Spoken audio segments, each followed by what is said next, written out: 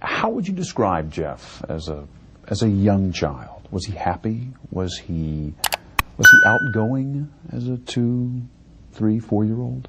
He was quite outgoing up until maybe age 3, 3.5, 4, somewhere in there. He developed a double hernia. That was pretty traumatic for him physically, wasn't it? I think, you know, if this whole thing is conjecture at this point. It might have been, along with other incidents in his lives, might have been one of the trigger points. I mean, you know, the old Freudian castration complex might come to bear here, and I guess psychoanalysts would really have a heyday with this, because, you know, he was concerned about losing his penis. He asked his mother if he had lost it, if it had been cut off. Now, which is something he later did to his, or at least some of his victims. That's true, yes. One thing that many serial killers have in common is a history of sexual abuse. Was Jeff sexually abused at any time? No, never. Was not abused by anyone in the home? No. Sexually? No. Can you even begin to describe what it's been like for you as the parent of someone who has committed crimes of this nature? Well, it's been eternal torment. In the privacy of my own room,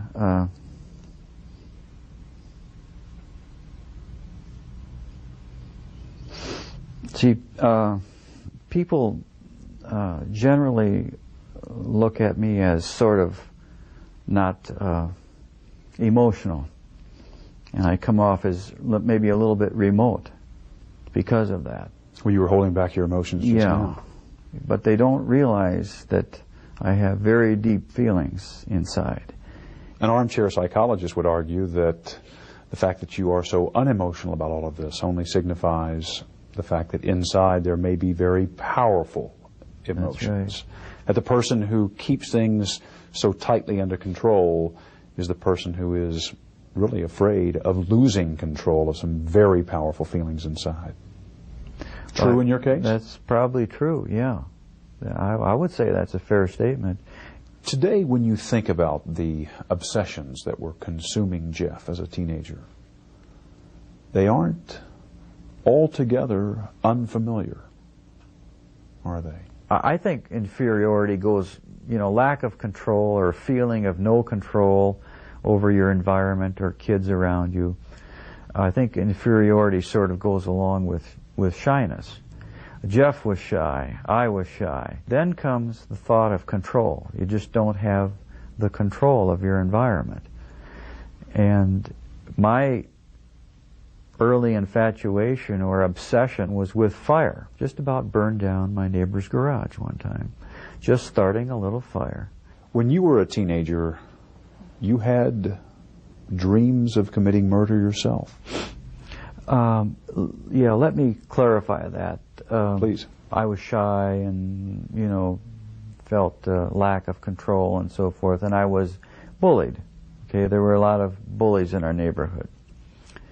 And almost always after I was either physically or in some other way harassed by bullies, I would wake up, say, the next morning or the morning after that, shortly after that, and I would for just say about 30 seconds or so, have this feeling that I had hurt someone, that I had maybe hurt them badly, that I had killed them.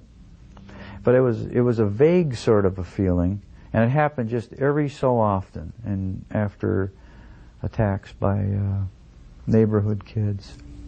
The question is, why does a father murder in his dreams and a son murder in real life? Real life.